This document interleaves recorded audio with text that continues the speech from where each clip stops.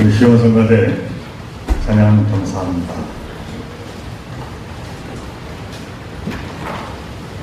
이렇게 아침 일찍 주님께 나와서 찬양으로 준비하고 또 하나님께 찬양으로 영광 돌릴 때 하나님께서 참으로 기뻐 받아 주실 줄로 믿습니다.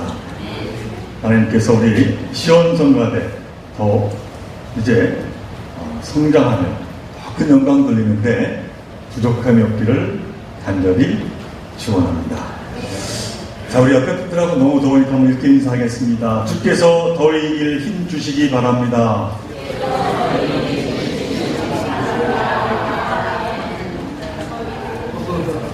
네, 찌는 더위입니다만은 믿음 가운데 이렇게 주님을 사모해서 주님 앞에 나온 여러분들의 삶 위에 하나님의 크신 은총이 충만하기를 간절히 바랍니다. 얼마 전에 우리 집사님 가운데 한 분이 제 핸드폰으로 생각하게 하는 글 하나를 보내어 주셨습니다. 그 글 제목이 나는 현대인인가? 라고 하는 제목이었습니다. 혹시 읽어보신 적이 있으십니까? 짧은 내용이지만은 우리에게 영감을 주는 글이었습니다. 그래서 그 글의 출처를 제가 한번 찾아보니까 독일 목사님인 요르크 징크라고 하는 분이었습니다. 이 징크 목사님은 기도문에 교과서로 할 수 있는 기도를 어떻게 드릴까요? 라고 하는 저서로 많은 이들에게 기도에 대한 아주 새로운 영감을 열어준 그러한 목사님으로 역시 하는 생각을 했습니다. 이 징크 목사님의 나는 현대인인가? 라고 하는 글을 제가 잠시 소개해 봅니다. 한 청년이 있었습니다. 그는 어느 날 사하라 사막을 횡단하게 되었습니다. 그는 많은 장비를 준비하였고 무엇보다도 중요한 이제 물을 잘 준비했습니다. 그러나 길을 떠난 지 얼마 되지 않았구만 그 물이 다 바닥이 나고 말았습니다. 그는 기진하여 쓰러졌고 마침내 실신하기에 이르렀습니다. 그러나 한참 후 눈을 떠보니 눈앞에 야자수가 보였고 나뭇잎이 바람에 흩날렸습니다. 그는 생각하기를 이제 죽을 때가 되어 환각이 보이는구나 하고 애써 눈을 감았습니다. 그러자 귓가에서 물소리와 새소리가 희미하게 들렸습니다. 그는 그러자 이제 정말 내가 죽게 되는구나, 이상한 소리가 들리다니 하고는 그 소리의 귀를 닫아버리고 말았습니다. 이튿날 아침 사막의 베두인이 어린 아들과 함께 이 오아시스에 물을 기르러 왔다가 물가에 쓰러져 이기타 죽은 청년을 발견하게 되었습니다. 그렇게 죽은 청년의 모습이 너무나 이상했던지 이 어린 아들이 아버지에게 묻습니다. 아버지, 이 사람은 왜 하필 물가에서 목말라 죽었을까요? 그러자 아버지가 이렇게 대답을 했습니다. 애야, 그러게 말이다. 여기 이렇게 죽어있는 젊은이가 바로 현대인이란다 했다는 이야기입니다. 짧은 글입니다만 우리에게 시사하는 바가 참 큰 비유의 이야기가 아닐 수가 없습니다. 제 핸드폰에 보낸 글에는 다음과 같은 사주 문자가 나왔습니다. 많은 것들을 곁에 두고 다 써보지도 못하고 죽어가는 이상한 현대인. 미래의 노후 대책 때문에 오늘을 행복하게 살지 못하는 희귀병에 걸린 현대인. 늘 행복을 곁에 두고도 다른 곳을 헤매며 찾아다니다 일찍 지쳐버린 현대인. 사랑할 수 있는 시간이 얼마 남지 않았다는 사실을 알고도 사랑하지 못하는 바보 같은 현대인. 시간을 내어 떠나면 그만인 것을 앉아서 온갖 계산에 머리 싸매가며 끝내는, 찾아온 소중한 여행의 기회도 없애버리는 중병에 걸린 현대인. 삶은 유한한데 끝없이 으르렁대며 저 잘났다고 뻐기며 평화롭게 살지 못하는 불쌍한 현대인. 사랑하는 종교성 여러분, 이 글에 대해서 어떠한 생각을 이제 갖게 되십니까? 오아시스 물가에서 목말라 죽은 현대인.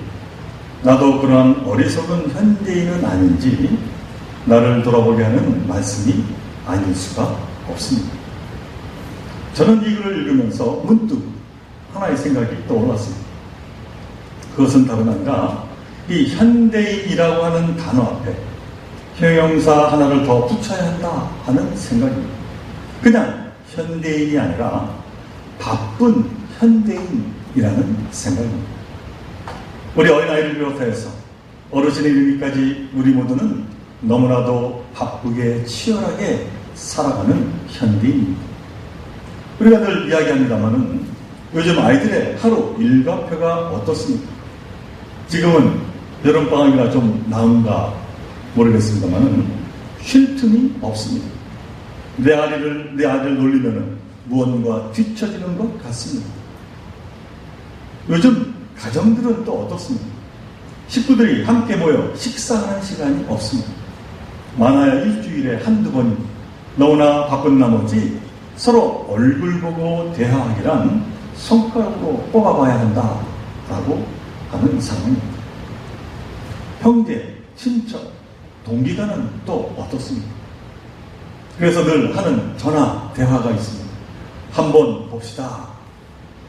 그리고 언제, 어디서 봅니까?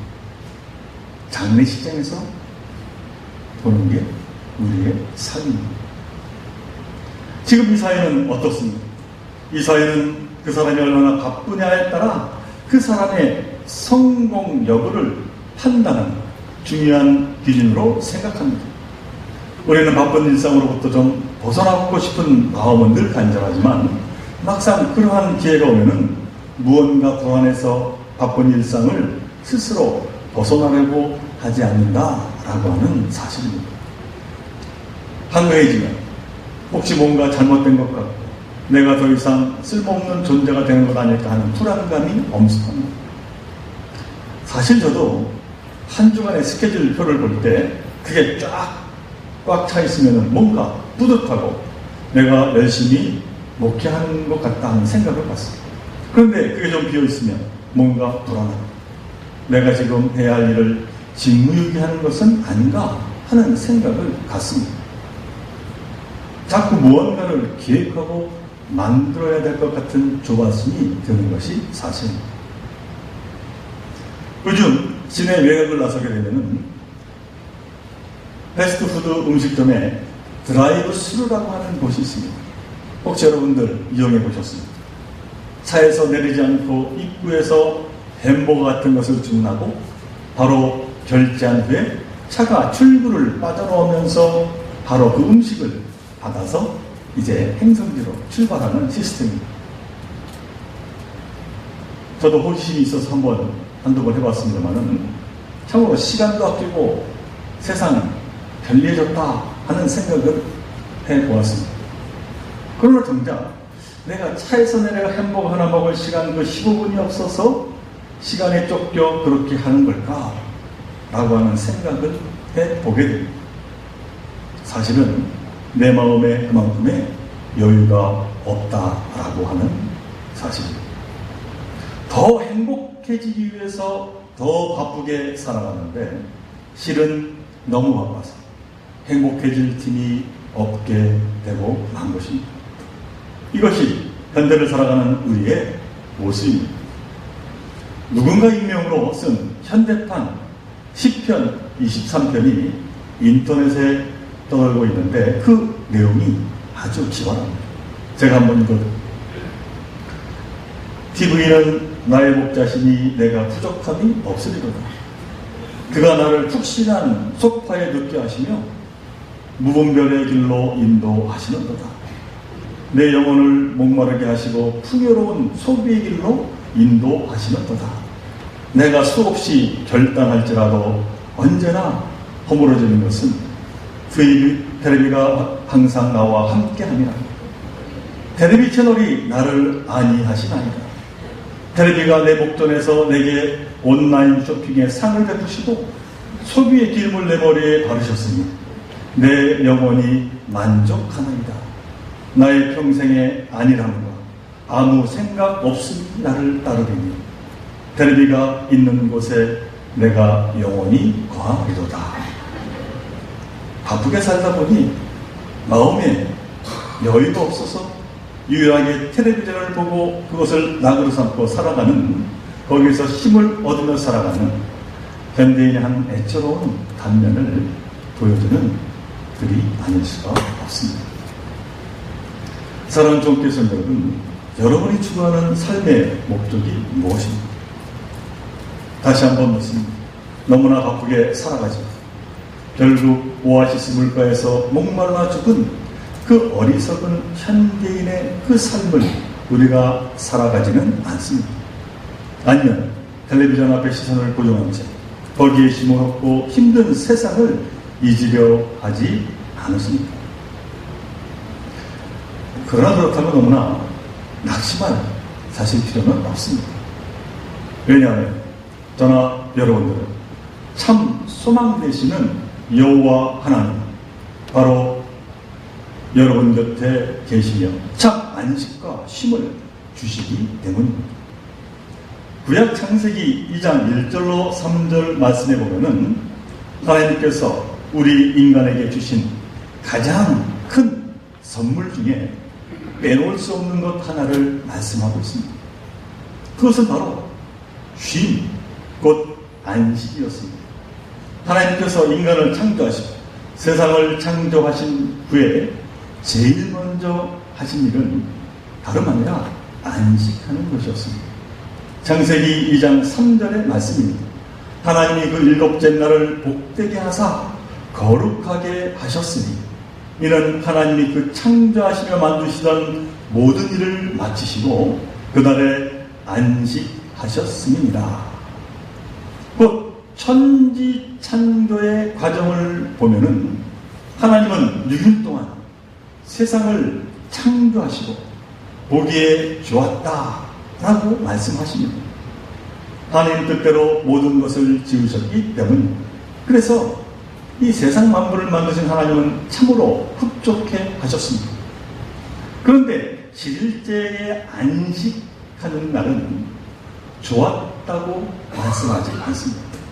유독 특별한 단어를 하나 사용하십니다.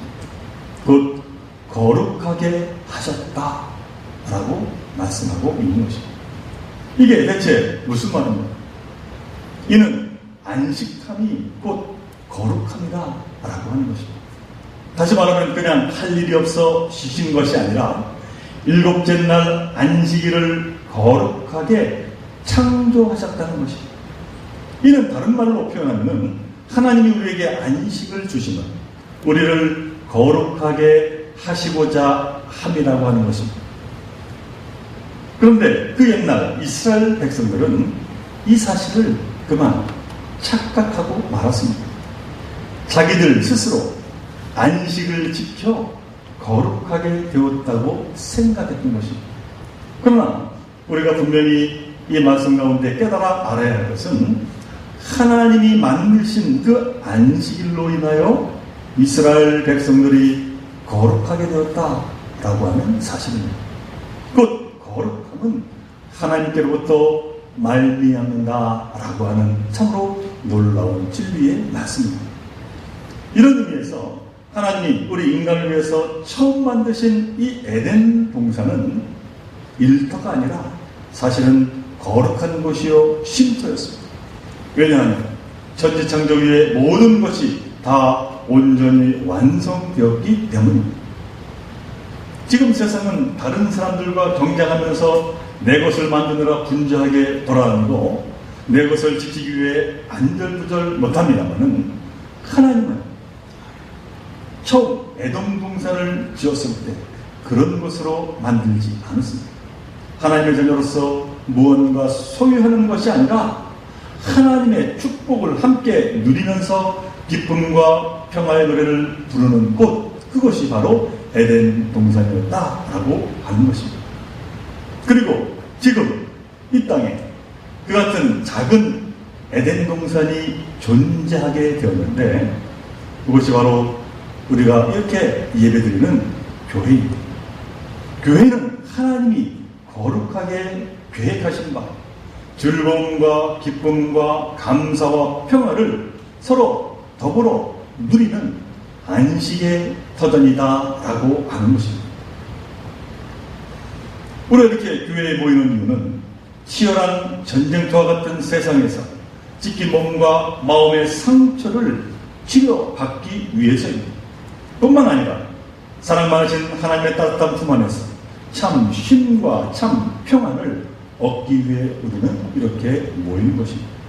그리고 하나님께서 우리를 위해 행하신 일을 잊지 않고 감사하고 찬양하기 위해서 우리는 이렇게 오는 것입니다. 다시 말하면 교회는 세상이 우리에게 더 빨리 뛰어라 라고 했을 때 멈춰서서 내 우편에서 그들이 되어주신 하나님의 존재를 느껴보라고 서로 다독이는 것입니다. 세상은 우리에게 끊임없이 성과를 요구하죠. 교회는 서로에게 끊임없이 하나님의 이름으로 위로하고 격려하는 것입니다. 세상은 우리를 평가하지만 교회는 서로를 품어주고 인정하며 칭찬하는 곳입니다. 진정 교회는 세상 어느 곳에서도 발견할 수 없고 오직 하나님만이 제공하실 수 있는 영혼의 거룩한 쉼터가 된다라고 하는 것입니다. 사랑하는 우리 좋은교회 성도 여러분, 예수 그리스도의 몸된 우리 좋은교회, 이와 같은 영혼의 거룩한 쉼터기를 간절히 바랍니다. 그렇지 않다면 우리는 서로 다시 합력하여서 거룩한 안식이 있는 것으로 우리 좋은 교회를 세워 나가야 될 줄로 믿습니다. 저는 오늘 우리가 너무도 잘 아는 탕자의 이야기를 본문으로 듣겠습니다. 특별히 오늘 읽은 누가복음 15장 18절로부터 우리에게 주신 그 말씀은 둘째 아들 탕자가 아버지 집으로 돌아오는 모습을 그리고 있습니다. 본문에 보면은 둘째 아들 누구보다 멋지게 살겠다고 아버지를 떠나 세상으로 나갔습니다. 푸른 꿈을 안고 자기 길을 나선 것입니다. 그러나 그 어느 것도 만만치 않았습니다. 물려받은 재산을 가지고 마음껏 인생의 재미를 누리고 살 수 있겠다고 생각했지만은 그 어디에도 온전한 기쁨과 평안이 없었습니다. 오히려 욕망에 뒤처한 그 아들의 선택은 배신과 외로움과 그리고 굶주림, 참으로 나중에는 절망을 안게 되었습니다. 그래서 더 이상 머리 들 곳 없게 된 이 아들은 마침내 마음을 돌이켜 아버지의 집으로 돌아갈 것을 선택하게 됩니다. 예수님은 여기에서 이 둘째 아들의 선택이 그 무엇과 비길 수 없는 최상의 선택임을 말씀하고 있습니다. 아버지는 떠나간 아들이 돌아오기를 목나 기다리시는 분이요, 돌아온 아들에게 잔치에 참여할 수 있는 기쁨을 주시는 분이요, 아버지와 함께 안식할 수 있는 특권을 부여하시는 분이시기 때문입니다. 오늘 본문 누가복음 15장 20절에 보니까 아직도 거리가 먼데 아들을 보고 측은히 여겨 달려가 목을 안고 이불을 맞췄다고 기록하고 있습니다. 이 유대인들의 관습에 의하면 연로한 사람이 아랫사람이 보는 앞에서 뛰는 것은 품위를 잃는 행위였습니다. 금기상함이었습니다. 그런데 아버지는 그것을 아랑곳하지 않고 아들을 향해 달려갔다고 말씀하고 있습니다. 집 떠난 아들을 얼마나 애타게 기다렸는지 그 마음을 역력히 보여주고 있는 것입니다. 그리고 이처럼 아버지가 아들의 목을 안고 입을 맞춘 것은 유대 관습에 있어서는 죄인에 대한 무조건적인 사죄의 은총을 나타낸다고 합니다. 그러니까 돌아온 아들에 대한 아버지의 전적인 용서를 내걸고 있는 것입니다. 아버지는 아들을 무조건 받아들였습니다. 그리고 그 다음 22절에 나오는 그 말씀 보면은 아버지는 돌아온 아들에게 누더기 옷을 이제 벗기고 가장 좋은 옷을 입혔습니다. 그리고 너덜너덜해진 발에 새 신을 신깁니다. 뿐만 아니라 거칠어진 아들의 손가락에 가락지를 끼워 주었습니다. 사랑하는 종교회 성도 여러분, 이 장면을 한번 상상해 보시기 바랍니다. 너무나도 애틋한 장면이 아닐 수가 없습니다.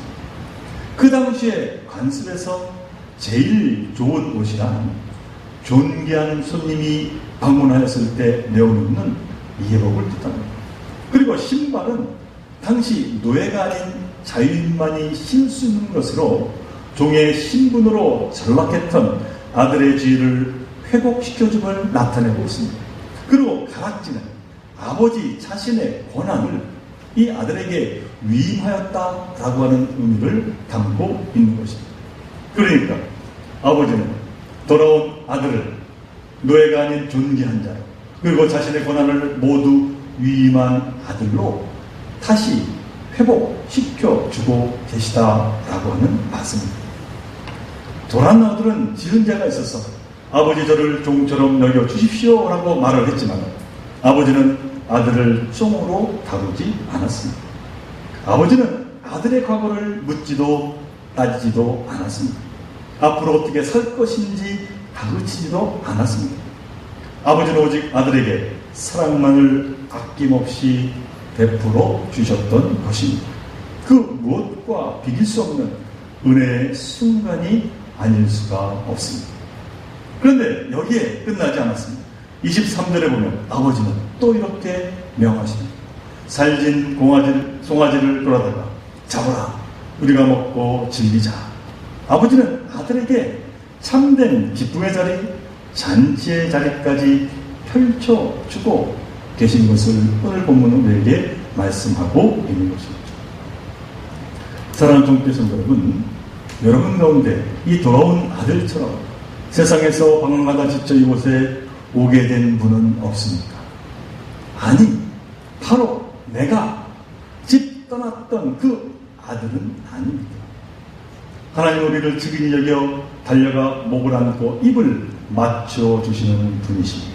뿐만 아니라 좋은 옷을 입히시고 신발을 신기시며 가락지를 끼워 존귀한 자로 당신의 참 자녀로 세워주시는 분이십니다. 그리고 참 안식을 허락하여 우리를 거룩하게 하시는 분이십니다.